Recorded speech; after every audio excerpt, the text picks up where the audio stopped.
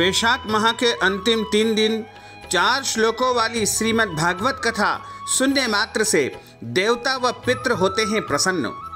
आपके घर में धन की प्राप्ति होगी, सुख मिलेगा, ऐश्वर्य की प्राप्ति होगी, सारे पाप समाप्त हो जाएंगे, दुखों का अंत हो जाएगा, दरिद्रता व कष्ट भी समाप्त हो जाएंगे तथा सभी प्रकार की परेशानियों का अंत हो जाएगा। मित्रों, सादर जय श्री कृष्ण। हमारे YouTube चैनल में आप सभी का बहुत बहुत स्वागत है। मैं हूं आपके साथ आचार्य धर्मेंद्र शास्त्री। वैशाख माह में त्रयोदशी से लेकर के पूर्णिमा तक के जो 3 दिन होते हैं उन्हें पुष्करणी कहा जाता है, क्योंकि इन 3 दिनों में देवताओं को जो है राक्षसों पर विजय प्राप्त हुई थी और उनको उनका खोया हुआ साम्राज्य पुनः प्राप्त हो गया था। इसलिए देवताओं ने इन 3 तिथियों को विशेष वरदान दिया है।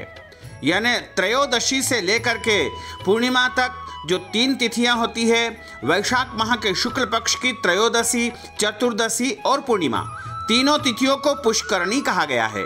और इन तिथियों में यदि हम कोई भी दान पुण्य करते हैं तो उसका अनंत गुना फल हमें प्राप्त होता है। साथ ही यदि हम श्रीमद् भागवत कथा का श्रवण करते हैं या फिर श्रीमद् भागवत का एक श्लोक या आधा श्लोक भी इन 3 दिनों में पाठ करते हैं तो निश्चय ही हमारे सभी पितृ प्रसन्न होते हैं तथा उनको मोक्ष की प्राप्ति होती है और सभी देवताओं को अत्यंत प्रसन्नता प्राप्त होती है।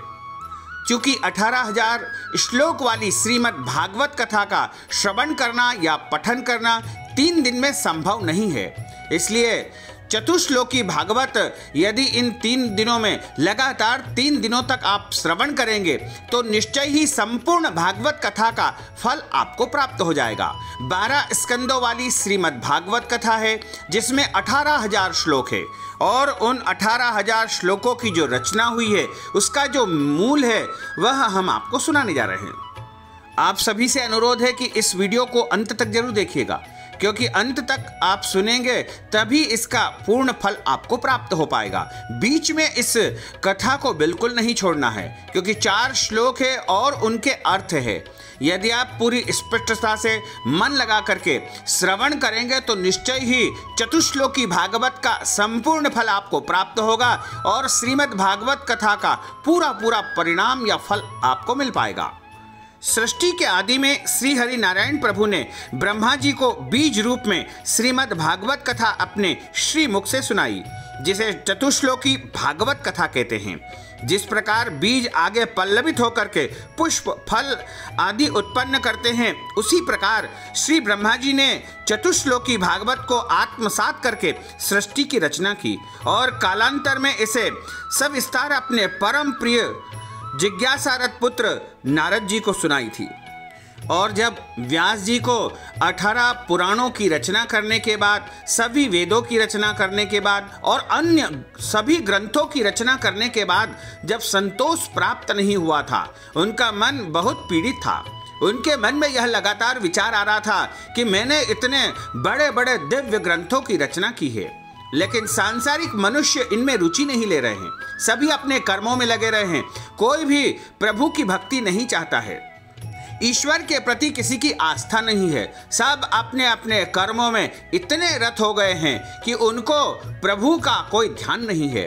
क्योंकि मैंने इतना श्रम किया है, इतनी मेहनत की है, फिर भी लोग इनके ऊपर बिल्कुल ध्यान नहीं दे रहे थे। क्योंकि जो 18 पुराण आदि जो भी ग्रंथ उन्होंने रचित करे थे उनमें क्लिष्टता बहुत थी, उनको सामान्य जन पढ़ना संभव नहीं था और इसीलिए देवर्षि नारद वहां पर आते हैं और महर्षि वेदव्यास जी को सबसे पहले अपने पूर्व जन्म की कथा सुनाते हैं। क्योंकि महर्षि वेदव्यास जी के मन में असंतोष उत्पन्न हो गया था, उसे दूर करने के लिए नारद जी उन्हें अपने जन्म की कथा सुनाने के बाद यह 4 मंत्रों का उपदेश देते हैं और कहते हैं कि आप तो जो है बड़े ही विद्वान पुरुष है, ज्ञानी है और त्रिकालदर्शी है, तो आप इन 4 श्लोकों का विस्तार करके श्रीमद् भागवत कथा की रचना कीजिएगा। इस प्रकार यह 4 श्लोक नारद जी के द्वारा महर्षि वेदव्यास जी को दिए जाते हैं और महर्षि वेदव्यास जी का जो आश्रम है, जिसे सांप्रयास कहते हैं, अभी वर्तमान में जो बद्रीनाथ धाम के पास में माना नामक एक गांव है जिसका प्राचीन नाम सांप्रयास था, वहाँ पर अपने शिष्यों के साथ बैठ करके और ध्यान लगा करके चतुश्लोकी यानी 4 श्लोकों का विस्तार करते हैं। अपने शिष्यों को कहते हैं कि मैं श्रीमद् भागवत कथा की रचना करने जा रहा हूँ और ध्यान लगा रहा हूँ। सभी शिष्य बैठ करके उसका लेखन करते जाना, यानी मेरे मुखारविंद से जो भी श्लोक की उत्पत्ति हो उसको आप लिपिबद्ध करते जाना।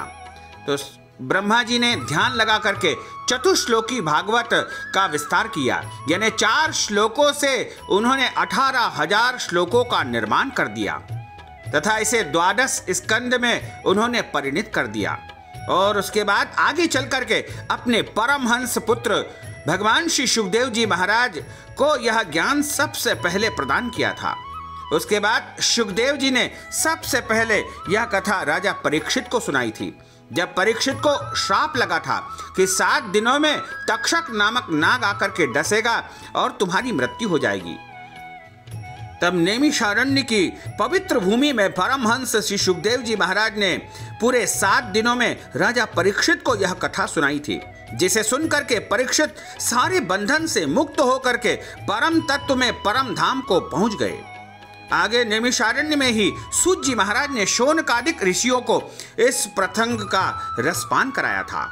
इस प्रकार श्रीमद् भागवत महापुराण भगवान नारायण के मुखारविंद से सबसे पहले प्रकट हुई। उसके बाद भगवान नारायण ने ब्रह्मा जी को बताई और ब्रह्मा जी ने अपने पुत्र नारद जी को बताई और नारद जी ने वेद व्यास जी को सुनाई और वेद व्यास जी ने इस कथा को अपने पुत्र शुकदेव जी महाराज को बताई और शुकदेव जी के माध्यम से ही संपूर्ण संसार में इस भागवत का प्रचार प्रसार प्रारंभ हुआ। उद्धव जी ने पूछा था कि भगवान, जब आप परम धाम को पधार रहे हैं तो यदि भक्त कलयुग में आपका दर्शन करना चाहेगा या आपको प्राप्त करना चाहेगा तो वह आपको कहां पर ढूंढेगा, आप कहां मिल पाओगे भक्त को? तो भगवान कृष्ण ने स्वयं कहा था कि उद्धव जी, जब मैं परम धाम को चला जाऊंगा और यदि इस कलयुग में भक्त मेरा दर्शन करना चाहेगा या मेरी प्राप्ति उसे करना चाहती है तो उसको श्रीमद् भागवत में मेरा दर्शन हो सकेगा, यानी मेरा सूक्ष्म रूप श्रीमद् भागवत में विराजित रहेगा। इसलिए श्रीमद् भागवत कोई किताब या पुस्तक नहीं है, कोई पुराण नहीं है, वह साक्षात भगवान कृष्ण का नारायण का स्वरूप है। इसलिए श्रीमद् भागवत का पूजन अर्चन विशेष रूप से किया जाता है और 7 दिन में इसका अनुष्ठान संपन्न होता है। लेकिन 7 दिन की भागवत कथा करवाना सुनना सभी के लिए संभव नहीं है, इसीलिए चतुश्लोकी भागवत का श्रवण करने से संपूर्ण भागवत कथा का फल प्राप्त हो जाएगा। और ये 4 मूल श्लोक है, इन्हीं के माध्यम से संपूर्ण भागवत की उत्पत्ति हुई है। अब आप ध्यान लगा करके, मन लगा करके चतुश्लोकी भागवत कथा को श्रवण करिएगा। बोलिए लक्ष्मी नारायण भगवान की जय, श्री वृंदावन बिहारी लाल की जय।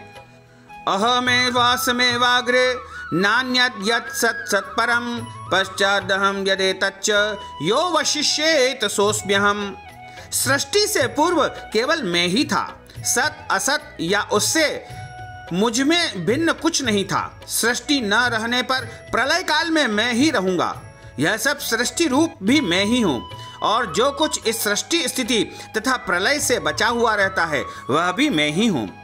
ऋतेरर्थम यत् प्रतीयेत न प्रतीयेत चात्मनि तद्विद्यादात्मनो माया यथा भासो यथा तमः। जो मुझ मूल तत्व को छोड़ करके प्रतीत होता है और आत्मा में प्रतीत नहीं होता है उसे आत्मा की माया समझो। जैसे वस्तु का प्रतिबिंब अथवा अंधकार छाया होता है। यथा महन्ति भूतानि भूतेषु चावचेष्वनु प्रविष्टान्य प्रविष्टानि तथा तेषु न तेष्वहम्। जैसे पंच महाभूत पृथ्वी जल अग्नि वायु और आकाश संसार के छोटे बड़े सभी पदार्थों में प्रविष्ट होते हुए भी उनमें प्रविष्ट नहीं है, वैसे ही मैं भी विश्व में व्यापक होने पर भी उनसे संपृक्त हूँ। एतावदेव जिज्ञास्यं तत्व जिज्ञासुनात्मनः अन्वय व्यतिरेकाभ्याम यत् स्यात् सर्वत्र सर्वदा। आत्म तत्व को जानने की इच्छा रखने वाले के लिए इतना ही जानने योग्य है कि अन्वय सृष्टि अथवा व्यतिरेक यानी प्रलय क्रम में जो तत्व सर्वत्र एवं सर्वदा रहता है वही आत्म तत्व है। इस प्रकार यह 4 श्लोकों की श्रीमद् भागवत कथा का जो कोई भी श्रवण करता है उसके पितरों का मोक्ष हो जाता है। वैसे तो यह भागवत कथा प्रत्येक मनुष्य को प्रतिदिन श्रवण करना चाहिए, क्योंकि इसका श्रवण करने मात्र से ही भगवान की विशेष कृपा होती है और पितरों को मुक्ति प्रदान हो जाती है। तो मित्रों, हमने जो ज्ञानवर्धक जानकारी आपको सुनाई है उसको आप अधिक से अधिक लोगों को शेयर करिएगा, लाइक करिएगा, कमेंट करिएगा, और यदि अभी तक आपने सब्सक्राइब नहीं किया है तो अभी और इसी समय सब्सक्राइब अवश्य कर लीजिए। आपको और आपके पूरे परिवार को सादर जय श्री कृष्ण, सादर धन्यवाद।